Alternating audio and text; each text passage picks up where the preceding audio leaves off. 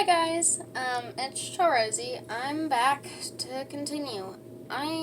From here on out, I'm no longer gonna do an intro. I'm just gonna go say, hey, it's Rosie, welcome back, and immediately get into it, because when I go back and watch these videos, it annoys me. Like, this video is gonna annoy me when I go back and watch it. And my outros are probably gonna be just as fast. I hope you enjoyed, and that's it. So that's out of the way. We're gonna continue. I don't want to read, but I got to. I'm behind. I should have started reading like Monday night, and it's Wednesday. It's fine. We're just gonna read a lot tonight. We have to get through chapter 3 now, and that's 16 sections. Let's do it. Chapter 3, Settling the Northern Colonies, 1619 to 1700. God hath sifted a nation that he might send choice grain into this wilderness.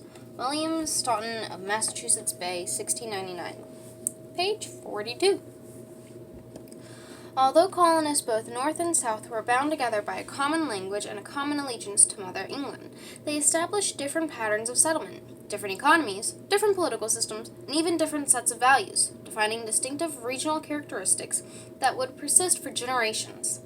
The promise of riches, especially from golden-leaved tobacco, drew the first settlers to the southern colonies, but to the north, in the fertile valleys of the Middle Atlantic region, and especially along the rocky shores of New England, it was not worldly wealth, but religious devotion that principally shaped the early settlements. The Protestant Reformation produces Puritanism. Little did the German friar Martin Luther suspect, when he nailed his protests against Catholic doctrines to the door of Wittenberg's cathedral in 1517, that he was shaping the destiny of a yet unknown nation. Denouncing the authority of priests and popes, Luther declared that the Bible alone was the source of God's word. He ignited a fire of religious reform, the Protestant Reformation, that licked its way across Europe for more than a century, dividing peoples, toppling sovereigns, and kindling the spiritual fervor of millions of men and women, some of whom helped to found America. The reforming flame burned especially brightly in the bosom of John Calvin of Geneva. This somber and severe religious leader elaborated Martin Luther's ideas in ways that profoundly affected the thought and character of generations of Americans yet unborn. Calvinism became the dominant theological credo, not only of the New England Puritans, but of other American settlers as well, including the Scottish Presbyterians, French Huguenots, and communicants of the Dutch Reformed Church.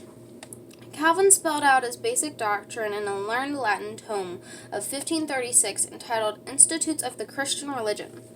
God, Calvin argued, was all-powerful and all-good. Humans, because of the corrupting effect of original sin, were weak and wicked. God was also all-knowing, and he knew who was going to heaven and who was going to hell. Since the first moment of creation, some souls, the elect, had been destined for eternal bliss and others for eternal torment. Good works could not save those whom predestination had marked for the infernal fires. But neither could the elect count on their predetermined salvation and lead lives of wild, immoral abandon. For one thing, no one could be certain of his or her status in the heavenly ledger, gnawing doubts about their eternal fate plagued Calvinists. They constantly sought in themselves and others signs of conversion, or the receipt of God's free gift of saving grace. Conversion was thought to be an intense, identifiable personal experience in which God revealed to the elect their heavenly destiny. Thereafter, they were expected to lead sanctified lives, demonstrating by their holy behavior that they were among the visible saints. These doctrines swept into England just as King Henry VIII was breaking his ties with the Roman Catholic Church in the 1530s, making himself the head of the Church of England. Henry would have been content to retain Roman rituals and creeds, but his action powerfully stimulated some English religious reformers to undertake a total purification of English Christianity. Many of these Puritans, as it happened, came from the commercially depressed woolen districts. Calvinism, with its message of stark but reassuring order and the divine plan, fed on the social unrest and provided spiritual comfort to the economically disadvantaged. As time went on, Puritans grew increasingly unhappy over the snail-like progress of the Protestant Reformation in England. They burned with pious zeal to see the Church of England wholly decatholized. The most devout Puritans, including those who eventually settled New England, believed that only visible saints, that is, persons who felt the stirrings of grace in their souls and could demonstrate its presence to their fellow Puritans, should be admitted to church membership. But the Church of England enrolled all the king's subjects, which meant that the saints had to share pews and communion rails with the damned.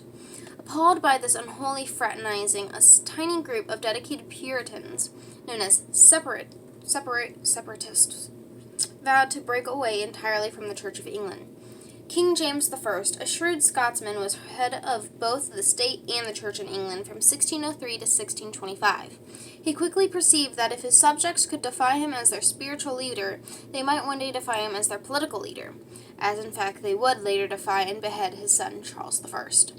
He therefore threatened to harass the more bothersome separatists out of the land. That's it. Ended on page 43. And I hope you enjoyed.